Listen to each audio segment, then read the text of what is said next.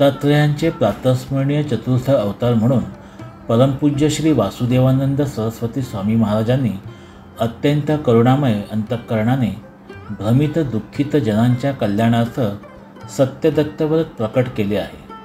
हे एक महान प्रभावशाली व समस्त दुःख अरिष्टनाशक दिव्य अस्त्रच आहे. या व्रताच्या अनुष्ठानाने आजवर अनेक जीव सुखी झालेले आहेत व अजूनही होत आहेत. वास्तविक पाहता परकीयांच्या हिंदुस्थानात राज्यस्थापनेनंतर वैदिक धर्मीय लोकांच्या मनावर त्यांच्या आचारविचारांचा पगडा बसून ते स्वधर्म विसरून गेले होते. इतकेच नव्हे तर ते स्वधर्माचा तिरस्कार करू लागले होते. ही धर्माची ग्लानी नाहीशी करण्यासाठी परमपूज्य स्वामी महाराजांचा अवतार झाला होता. त्याचबरोबर आपल्या धर्मातील अध्यात्मज्ञान व कर्मकांड सध्याच्या काळातील सामान्य लोकांना झेपणे कठीण आहे हे ओळखून त्यांना भक्तिमार्गाकडे वळवणे, विशेषतः श्री दत्तभक्तीकडे वळवणे हेही त्यांच्या अवताराचे एक प्रयोजन होते.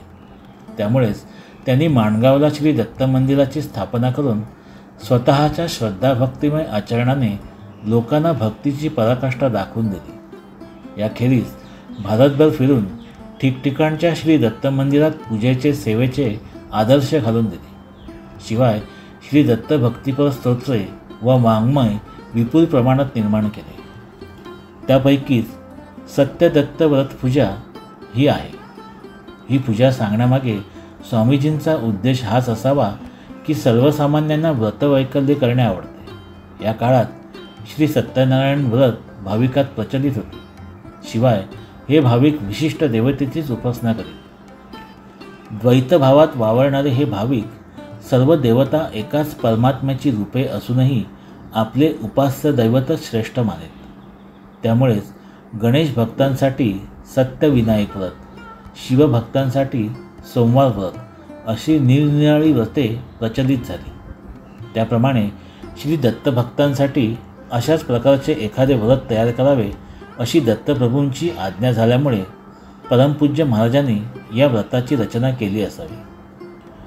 या व्रतातील पूजेचा भाग इतर व्रतांप्रमाणेच आहे. यातील वैदिक मंत्र इतर व्रतात असलेले आहेत, पण पुराणोक्त मंत्र श्री स्वामी महाराजांनी स्वतः तयार केलेले आहेत. म्हणून पूजाविधी सांगणाऱ्या पुरोहितास बोलावून वेदोक्त व पुराणोक्त मंत्राने शास्त्रोक्त पूजा करून घ्यावी. माहितीसाठी पूजा साहित्याची खालीलप्रमाणे व्यवस्था करावी. हळद, कुंकू, गुलाल, बुक्का, रांगोळी, गहू, तांदूळ, विड्याची पाने, खडीसाखर, 5 फळे, उदबत्ती, कापूर, निरांजन, समई, चौरंग, यज्ञोपवीत, वस्त्र, फुले, तुळशी, पंचपल्लव, दुर्वा, प्रसाद नैवेद्य, साखर, गव्हाचा रवा, तूप, दूध सवापट प्रमाण, वेलदोडे, केशर, बेदाणा, बदाम इत्यादी प्रसादात घालावेत. इतर गोष्टी तांब्या, कलश 2, ताम्हणे 2, पळी, भांडे, पंचामृत, दूध, दही, तूप, मध, साखर, अत्तर, उष्णोदक आणि दक्षिणा. या व्रतात 3 कथा आलेल्या आहेत.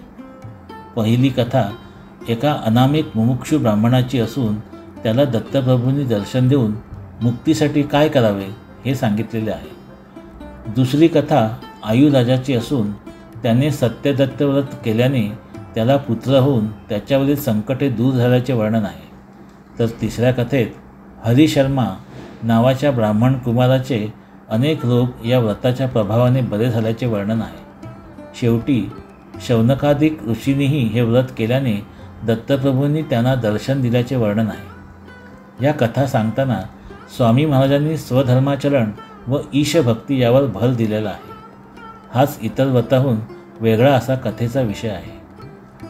व्रतकर्त्याने तीळ आवळ्याचे चूर्ण अंगाला लावून स्नान करावे. नंतर धुतलेली शुभ्र वस्त्रे किंवा सोवळे नेसून पवित्र स्थानी यावे. पूजेचे सर्व साहित्य तयार करून पूजास्थानी आणावे. पूजेच्या ठिकाणी चौरंगाभोवती रांगोळ्या काढाव्यात. शक्य असल्यास चौरंगाला कर्दळी बांधाव्यात, वर छताला आंब्याचे डहाळे बांधावे, तुपाचा दिवा लावावा. प्रथम देवांना व वडील मंडळींना नमस्कार करून आसन ग्रहण करावे. स्वतःच्या कपाळाला कुंकू लावून घ्यावे. नंतर नित्य देवपूजेप्रमाणे सत्यदत्त पूजेचा संकल्प सोडावा. यानंतर एका ताम्हणात तांदूळ घेऊन त्यावर सुपारी ठेवून प्रथम गजाननाचे षोडशोपचारे पूजन करून नित्यपूजेप्रमाणे आसनविधी, षडगन्यास व कलश, शंख, घंटा, दिवा यांची गंध, पुष्प, अक्षता, हळदी कुंकू वाहून पूजा करावी. त्यानंतर मंत्राने पूजा साहित्य व शरीरशुद्धी करावी. त्यानंतर खालील क्रमाने पूजा करावी. 1. महागणपती पूजन. 2. वरुण स्थापन पूजन, वरुण पूजन. 3. पुण्याह वाचन. 4. दिक्पाल स्थापना. 5. सत्यदत्त पूजा. 6. मंत्रपुष्प व राजोपचार. 7. प्रार्थना. 8. दकाराद्य स्तोत्रशत नामावली. 9. सत्यदत्त पोथी कथा वाचावी. ही पूजा अत्यंत प्रभावी असून या व्रताच्या प्रभावे चारी पुरुषार्थ संध्या होतात. धन्यवाद.